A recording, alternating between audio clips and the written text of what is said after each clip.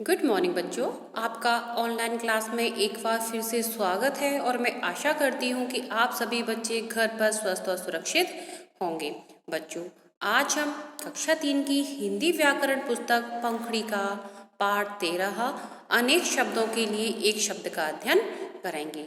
अनेक शब्दों के लिए एक शब्द यानी कि अनेक शब्दों को मिलाकर वाक्य बनता है और जो उसका जो अर्थ निकलता है वह उसका एक शब्द होता है, यानी कि वह उसका उत्तर होता है। ठीक है, तो आज हम पाठ 13 अनेक शब्दों के लिए एक शब्द, जिसको इंग्लिश में कहते हैं वन वर्ड। ठीक है, तो इसको हम शुरू करते हैं।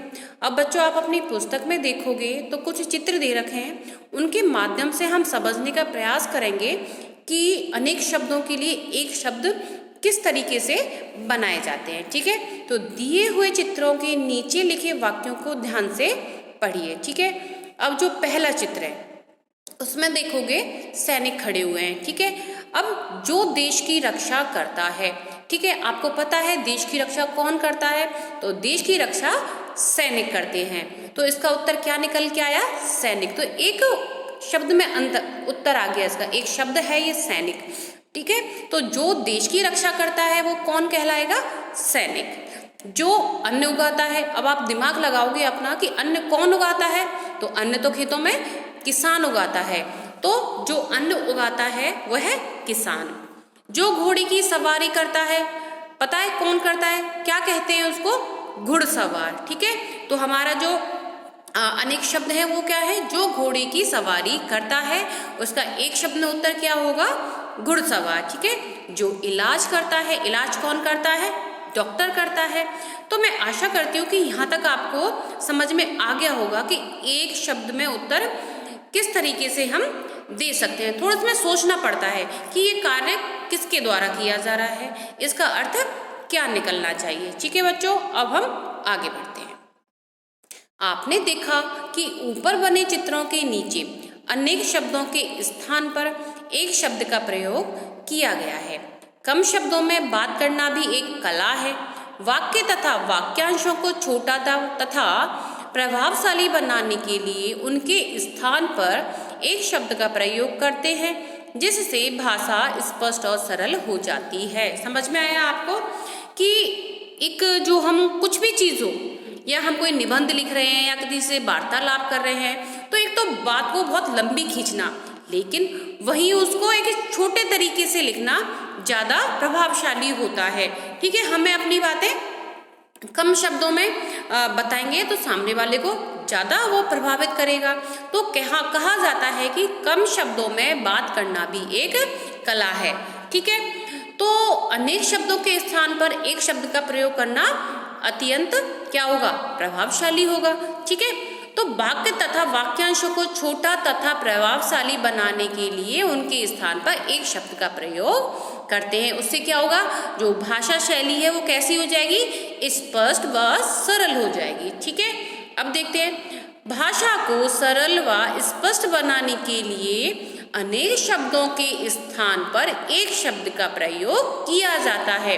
वो क्या कहलाता है? अनेक शब्दों के लिए एक शब्द, यानी कि एक पूरा वाक्य है और उस वाक्य में अनेक शब्द हैं, क्योंकि वाक्य किससे बनता है? अनेक शब्दों से मिलकर एक वाक्य बनता है। अब वाक्य में से क्वेश्चन निकल के आ रहा है कि जो इलाज करता है, अब इलाज कौन करता है? इलाज तो डॉक्टर करता है। अब इसका आंसर क्या निकल के आएगा? एक शब्द में उत्तर इसका क्या होगा? डॉक्टर। ठीक है, तो भाषा को सरल व स्पष्ट बनाने के लिए अनेक शब्दों के स्थान पर एक शब्द का प्रयोग किया जाता है। ओके, ऐसे कुछ शब्दों के उदाहरण नीचे दिए गए, उनसे आपको समझना है, साथ ही साथ इनको आपको याद भी करना है। ठीक है, एक तरफ अनेक पद दे रखे हैं और दूसरी साइड में उसका एक शब्द में उत्तर दे रखा है। पहला है जो चित्र बनाता हो। अब चित्र कौन बनाता है? आपको पता होगा, जो चित्रकार होता है वही चित्र बनाता है। तो जो चित्र बनाता है वो कौन होगा?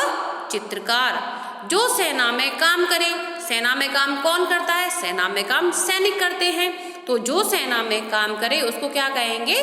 सैनिक। ठीक है, जो विद्यालय में पढ़ाए, विद्यालय में कौन पढ़ाता है? अध्यापक या अध्यापिका। जिसमें बल कम हो। जो बल जिसमें नहीं होगा उसको क्या कहेंगे? निर्बल। जो महीने में एक बार हो, जो काम महीने में एक बार हो रहा है वो क्या कहलाता है? मासिक।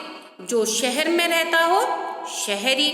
जो जंगल में रहता हो, जंगली। आपको पता ही होगा कि शेर कहाँ रहता है? जंगल में रहता है। तो शेर कैसा जानवर है? जंगली जानवर है। तो जो जंगल में रहता है वह जंगली होगा। जो मूर्ति बनाता हो, मूर्तियां कौन बनाता है? आपको पता होना चाहिए। मूर्तियां तो मूर्तिकार बनाता है। तो जो मूर्ति बनाता हो उसे क्या कहेंगे? मूर्तिकार। जो लोहे का काम करता हो, लोहार। जो अपने देश का ना हो, जो अपने देश का होगा वह देशी कहलाएगा, और जो देश का नहीं है वह विदेशी कहलाएगा। जो लकड़ी का काम करता हो, लकड़ी का काम कौन करता है? बढ़ई। जो मिट्टी के बर्तन बनाता हो, जो मटकी वगैरह जिसमें हम पानी भरते हैं उसको कौन बनाता है? कुम्हार बनाता है। तो जो मिट्टी के बर्तन बनाता हो उसे क्या कहते हैं? कुम्हार। जिसमें बहुत खतरा हो, खतरनाक।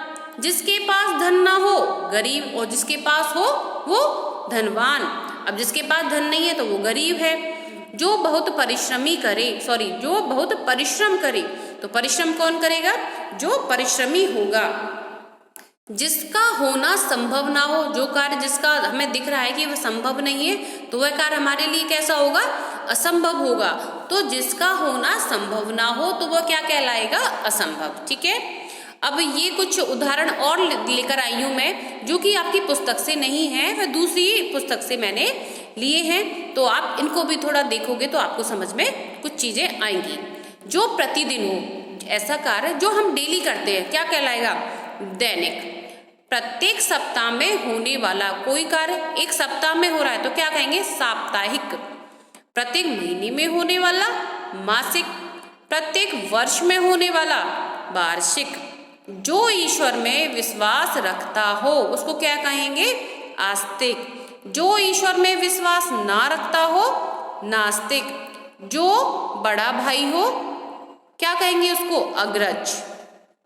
जो छोटा भाई हो, अनुज। जो बड़ा होता है वो अग्रज कहलाता है, और जो छोटा होता है वह अनुज कहलाता है।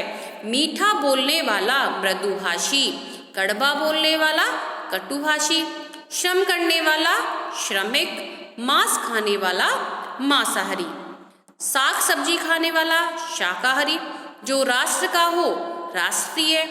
जो आदर के योग्य हो, आदरणीय।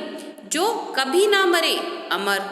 जिसकी तुलना ना की जा सके, अतुलनीय। जो प्रशंसा के योग्य हो, प्रशंसनीय।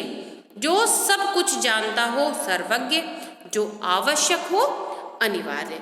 ठीक है बच्चों, तो आपको ये समझ में आ गए होंगे कि अनेक शब्दों का एक शब्द में उत्तर क्या, उसका रिप्लाई हम किस तरीके से करते हैं, उसका आंसर हम कैसे निकाल सकते हैं। ठीक है। अब इस पाठ में हमने क्या पढ़ा उसके पर एक नजर डाल लेते हैं। भाषा को सरल, संक्षिप्त एवं प्रभावशाली बनाने के लिए अनेक शब्दों के स्थान पर एक शब्द का प्रयोग किया जाता है। इससे क्या होता है? जो भाषा है वह सरल व स्पष्ट हो जाती है। ठीक है बच्चों, तो आपका यह पाठ यहीं समाप्त होता है। आपका जो वर्क है वह आपके व्हाट्सएप ग्रुप में PDF के जरिए आएगा। उसको आपको अपनी कॉपी में सुंदर और स्वच्छाइटिक में करना है। साथ ही साथ उस वर्क को आपको याद भी करना है। दूसरी बात, मैं ये बात कई बार बता चुकी हूँ आपको कि आपको हिंदी ग्रामर की कॉपी अलग नहीं बनानी है। जो हमारी हिंदी टेक्स्ट की कॉपी है उसके 2 पार्ट करने हैं। आगे वाले पार्ट में हिंदी टेक्स्ट का वर्क करना है और पीछे वाले पार्ट में हिंदी ग्रामर का वर्क करना है। बट एक चीज़ आपको और ध्यान रखनी है कि ग्रामर का जो हिंदी ग्रामर का जो कार्य है उसमें ओनली क्वेश्चन आंसर ही आपको अपनी कॉपी में करने हैं, यानी कि प्रश्न उत्तर ही कॉपी में करने हैं। बाकी का कार्य आपको अपनी बुक में जो पीछे एक्सरसाइज दे रखी है उसके अंतर्गत ही करना है। ठीक है बच्चों, मैं आशा करती हूँ कि आपको सब कुछ समझ में आ गया होगा। धन्यवाद।